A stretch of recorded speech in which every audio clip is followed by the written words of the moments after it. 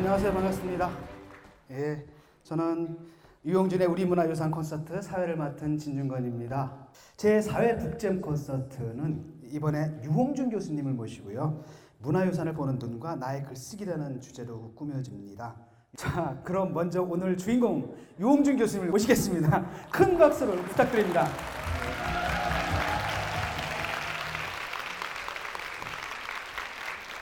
고맙습니다. 이렇게 비도 오고 금요일이고 또 여기 괴질이 유행하는 곳에 목숨을 걸고 이렇게 오신다고 하는 거가 너무나 황공스럽고, 남한강과 북한강으로 두 줄기가 만나는데 모든 강물에는 본류가 있어요. 그 본류는 남한강입니다.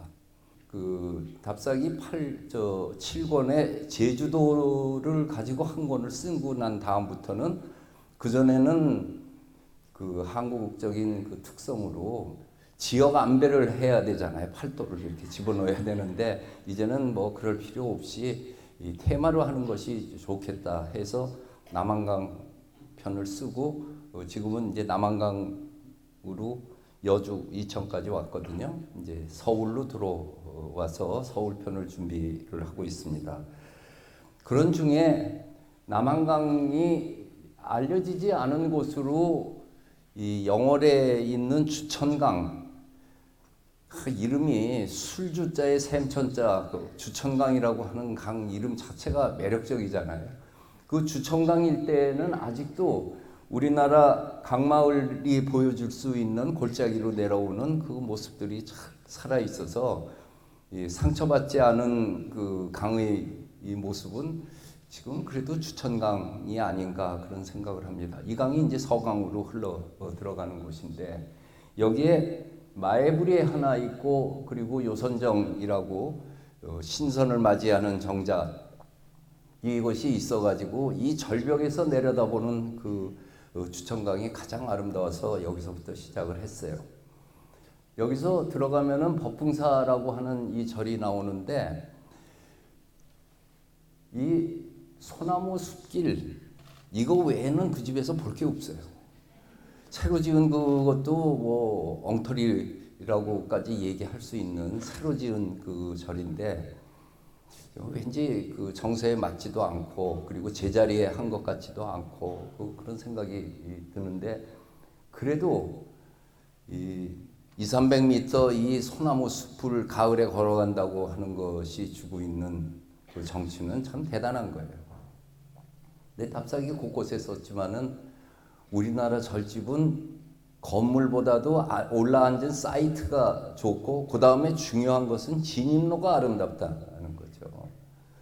김사카 시 중에서 제일 절묘한 시가 시시비비예요. 시시비비인데 한문으로 읽어도 돼요, 여러분들. 시시비비 비시시 시비시비 비시 시비비시 시비비 시시비비 시시비. 기가 막힌 시예요. 참 그 두자 가지고선 저렇게 쓸 수 있다는 거가 여기 기가 막힌 그 이야기죠. 이 왕조 말기에 저런 풍자와 풍류를 갖고 있다는 것이, 그게 이제 우리 한문학의 전통에서 내려왔던 거가 양식의 이탈, 장르의 파괴의 그 조짐을 보여주는 거였죠. 내려오면은 온달산성을 만나게 됩니다. 강줄기를 따라 내려오면은 참 멋있죠. 그러니까 표지화로 시는 거죠. 이 온달 장군이 쌓았다고 하는 설은 이제 없어졌어요. 왜냐하면은 이거는 신라가 저쪽에서 강 건너에서 오는 고구려에 대항하기 위해서 쌓은 성이지, 고구려가 강 건너와서 이 성을 여기다 왜 쌓습니까? 저쪽으로 가서 쌓야죠. 그러니까 지금은 또 뭐라고 그러냐면, 온달 장군이 여기서 죽었기 때문에 온달성이라고 그런다. 그래서 이제 어쨌든 온달이라는 이름을 갖고 있는 거예요. 정말 우리나라 역대 군수 중에 가장 모범적인 목민관 한 사람을 꼽으라고 그러면 이 황줄량을 꼽을 수뿐이 없습니다. 다른 건 몰라도 내 책에 황준량 상소문이라고 하는 거는 꼭 한번 읽어보십시오. 여기 와가지고 군수가 돼가지고 정부에다가 올린 상소문은 그거는 끝까지 읽으면은 눈물을 흘리지 않을 수가 없어요. 내가 거기다 뭐라고 썼지? 제갈량의 출사표를 읽고도 눈물을 흘리지 않는 자는 인간의 마음을 갖지 않은 자라고 얘기하는데 황준량의 상소문은 다 읽기도 전에 눈물을 흘리지 않으면은 그건 인간이 아니다. 청풍호수. 여기에 있는 최고의 명소가 이 한병로라고 하는 것이었어요. 우리나라 정자 중에서 가장 아름다운 것은 한병로, 그리고 안주에 있는 백상로, 이 진주 촉성루, 밀양 영남루, 그리고 남원의 광활루, 전부 관에서 세운 그 누인데 이 레벨을 이렇게 층을 둬가지고 이 앞으로도 그 계단이 있었는데 이게 수몰돼 가지고선 이 문화재 단지로 올라왔어요. 우리나라가 정자의 나라예요. 차 타고 가다 보면 어디 있을 만한 곳에 정자 하나 탁 있잖아요. 그것이 우리 풍광 속에서 어울리는 건축의 모습이죠. 신륵사는 가서 특별하게 볼 게 없는데, 근데 CNN이 한국에서 가볼 만한 곳 30곳을 뽑는데 신륵사가 일찍 뽑혔어요. 강변의 사찰이 갖고 있는 정치죠. 그러니까 그 사람들에게 건물이 고려 때 거다, 조선 시대다, 그게 중요한 게 아니고 그 전체가 주고 있는 경관이죠. 거기에 나홍 화상에 대한 목은 이색이 쓴 비문이 이렇게 써 있습니다. 나홍 화상이에요. 오라 눈병이 나면 허공에 꽃이 보이지만 그것은 본래 꽃이 있는 것이 아니라 눈병 때문인 것이다. 인간에게 생로병사가 있듯이 세상에는 성주, 괴, 공, 이루어지고 머물고 무너지고 사라짐이 있지만 우리들의 인성은 영원히 불변한 것이다. 후세의 이 사리의 존경을 보내는 사람들은 모름지기 보제존자의 고상한 도품을 흠모하고 기회하여 그의 마음을 구하는 것이어야 할 것이다. 그래야 비로소 보제존자가 세상에 끼친 큰 은혜에 보답함이 될 것이며, 만약 그렇지 않다면 보제의 도덕은 보제에게만 필요한 것이지 결코 우리들에게 무슨 이익이 있겠는가. 돌덩이로만 보지 말고 그분이 갖고 있었던 높은 도덕까지 읽어줄 것을 목은 이색이 우리들에게 이야기한 거였습니다. 이상 제 강의 여기까지 마치겠습니다.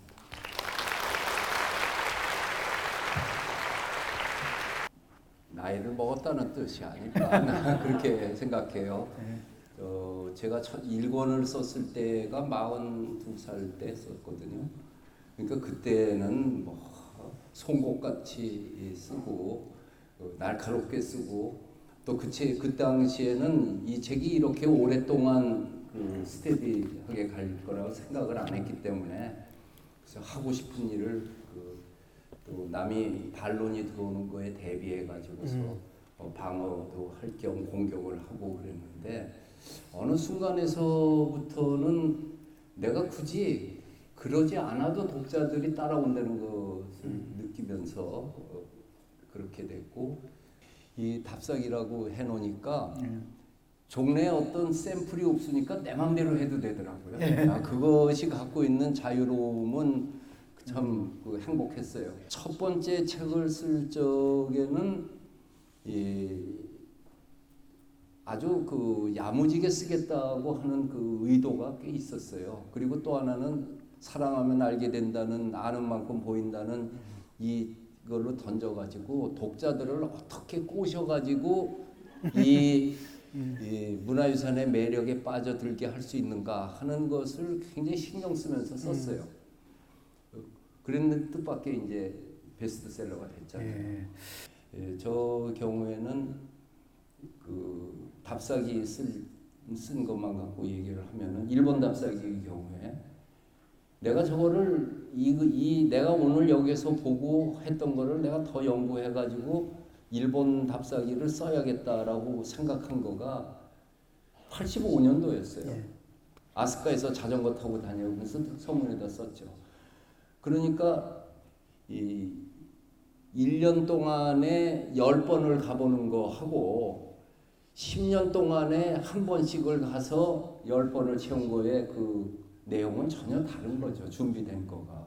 그러니까 준비는 그 전에 해놓은 거고 그 다음에 글 쓰는 거는 그때 압축적인 시간을 요구하니까 그동안 그 창고에 비축량이 좀 많아가지고 이제 요즘에 그 정년퇴임도 하고 시간이 있으니까 집중적으로 이렇게 나온 것이 아닌가 생각하고 지금 이 창고가 이제 슬슬 고갈라려고 그래가지고 부지런히 다니셔야죠. 네, 그 답사 사전에 한 거는 대여섯 번, 10번 이미 한 거고 그 다음에 글을 쓰기 전에 마지막 확인하기 위해서 이제 팀을 짜서 하는 거에 주변에 있는 분들 내가 갖지 못한 부분을 갖고 있는 분 역사학자나 국문학자나 시인이나 지질학자 이런 분들을 같이 가서 그분들의 코멘트를 받는 거를 내가 중계 방송을 한다.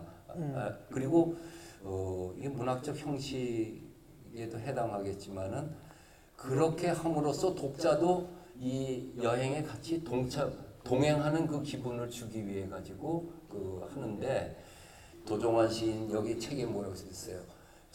김사인과 도종환의 두 사람의 낭송책 누가 첫인지는 몰라도 하여튼 쌍벽을 이룬다고 했는데 제가 한번 들려주시죠.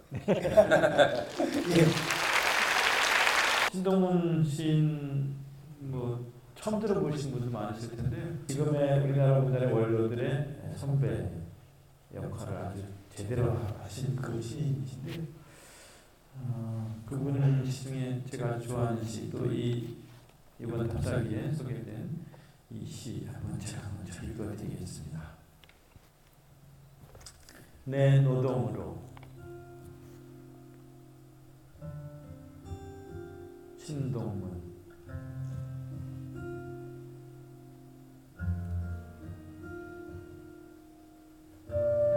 내 노동으로 오늘을 살자고 결심을 한 것이 언제인가. 머슴살이 하듯이 바친 청춘은 다 무엇인가. 돌이킬 수 없는 젊은 날의 실수들은 다 무엇인가. 내 노동으로 오늘을 살자. 내 노동으로 오늘을 살자고 결심했던 것이 언제인데.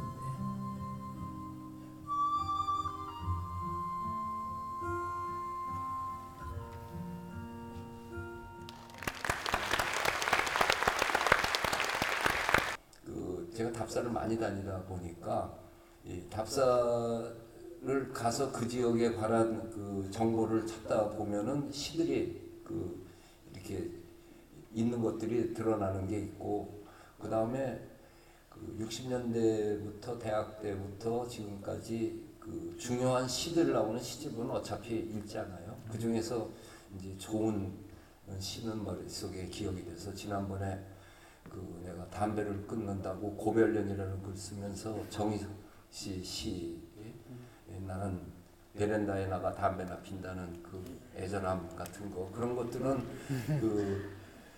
이미 머릿속에 와서 박혀 있고 글은 짧게 압축을 하면서도 빠뜨린 것이 없어야 되고 다 집어넣어 가지고 더 이상 들어갈 게 없어야 되고 그리고 비판할 적에는 칭찬을 먼저 하고 칭찬할 것이면 평범하게 시작한다. 이게 내가 옛사람의 글에서 배운 내용이고 오늘 오면 내가 이 얘기는 꼭 해야겠는데 시간이 다 돼서 미리 얘기했습니다. 감사합니다. 참 이용준 선생님 보면서 참 제가 감사드려요. 왜냐하면 우리 문화유산들 옛날에 존재하면서도 존재하지 않았잖아요. 그런데 가서 불러주고 그럼으로써 우리가 보지 못했던 걸 비로소 보게 하고 있으면서도 없었던 걸 다시 있게 해주신 그게 아닌가 거기서 감사를 드리면서요. 그리고 여러분 오늘 즐거우셨죠? 예, 감사드리고요. 네, 모두들 조심히 안녕히 돌아가시기 바랍니다. 감사합니다.